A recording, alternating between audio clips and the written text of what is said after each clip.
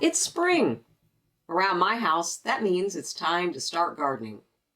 Beautiful, healthy plants come from good soil.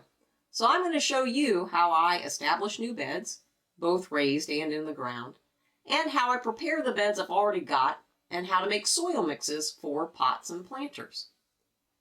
One really easy way to prep a new large site is to pin a tarp or a heavy-duty piece of plastic over the area you want to clear, and then just wait until the lack of light kills the plants underneath. Now this might take a couple months. This method won't harm the valuable biology of your soil bed. In fact, the worms like it under there. Plus all that activity happening under that hot, moist tarp will actually help improve your soil structure. Now, you could just lay the tarp out in the standard rectangle shape that says vegetable garden to most people. But another great advantage of the tarp method is you can cut that plastic into any shape you like, and it makes it easy to design attractive garden spaces.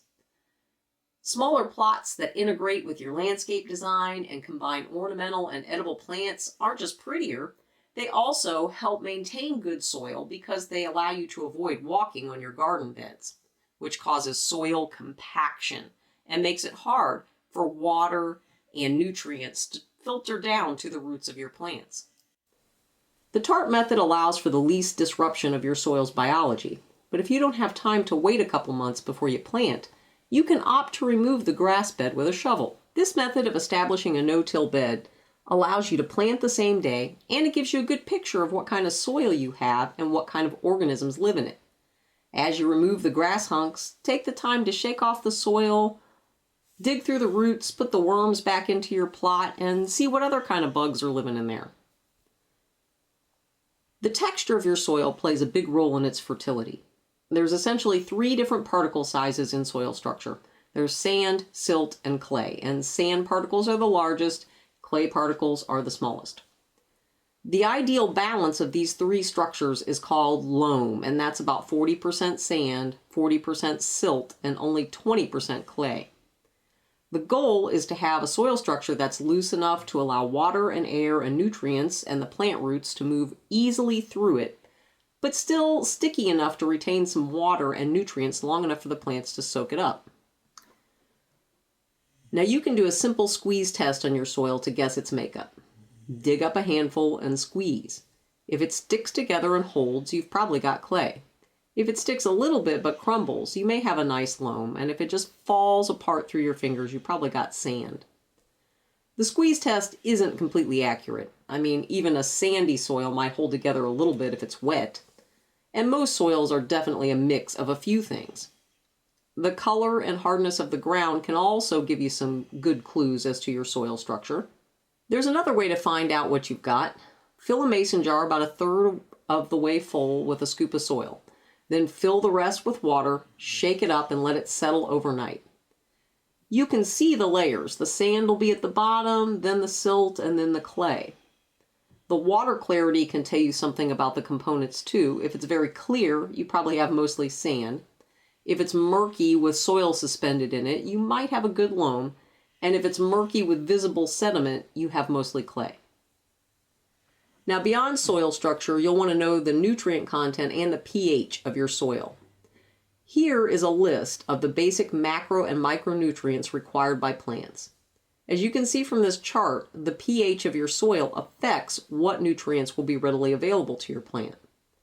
Most plants thrive in a soil with a pH of about 6.5 to 7, where they have the greatest access to most nutrients. To check quickly whether you have basic, acidic, or neutral soil, you can do a simple test. Get a couple tablespoons of soil, add a tablespoon of distilled water, and then add a tablespoon of vinegar.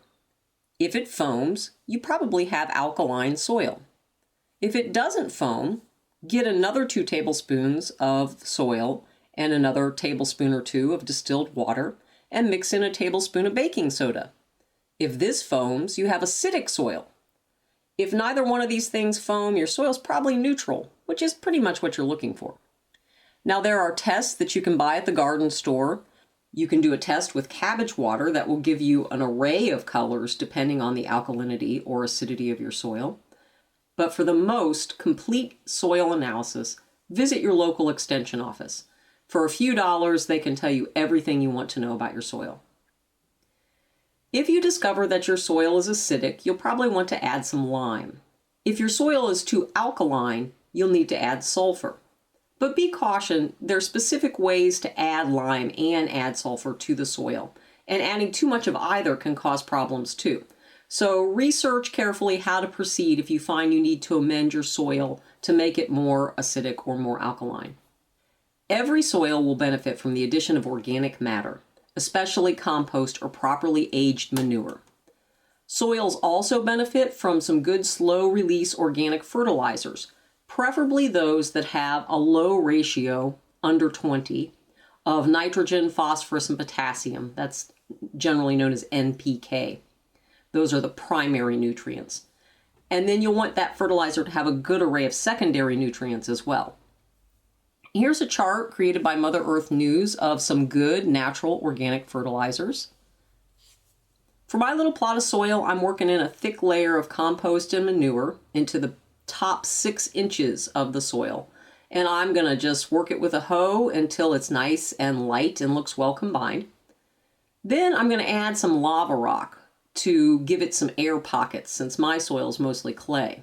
Builder's sand will work as well as lava rock if you can't find the small lava rock. But the very most important thing is to get that organic matter in there. Once you've worked in your compost or your aged manure and your lava rock or builder's sand if you're using it, you'll want to sprinkle on some slow-release organic fertilizer. If you're using a store-bought fertilizer, it'll tell you how much to use per square foot on the bag. For my little area, which is about 5 by 5, a cup should work just fine.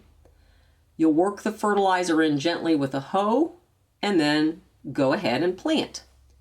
Lastly, put a nice layer of mulch around your plants and your bed is all ready. Raised bed growing is the perfect middle ground, if you'll forgive the pun, for soil conditions. More spacious than pots with ample opportunity for the soil to host healthy organisms, but enclosed enough to give you control over the soil structure and nutrient profile. You can actually buy bags of soil that are designed specifically for raised beds, but if you have multiple beds, this method can get really expensive. The most cost-effective way to fill a bed is to create a 50-50 mix of compost and topsoil. Both are available by the truckload, and of course you can make your own compost. If you have a particularly deep raised bed, fill the bottom of it with dead leaves, grass clippings, or untreated cardboard, and put the soil mix on top. If you want to ensure your soil has plenty of air, adding some perlite or vermiculite can help with that. A more luxurious blend for raised beds might include some peat moss or peat moss alternative, worm castings, and have no topsoil at all. Once you've filled the bed, you can work in any organic fertilizer just as you did with your in-the-ground bed. Plant your veggies or flowers and mulch the same way you did before. Each year, add another layer of compost or aged manure and some more organic fertilizer. If you've got beds that have already been established, they benefit from a new layer of compost and fertilizer as well. Just work those gently over the top of the established bed until your soil has a fluffy, even layer, soft enough for those young seeds and plants to root quickly.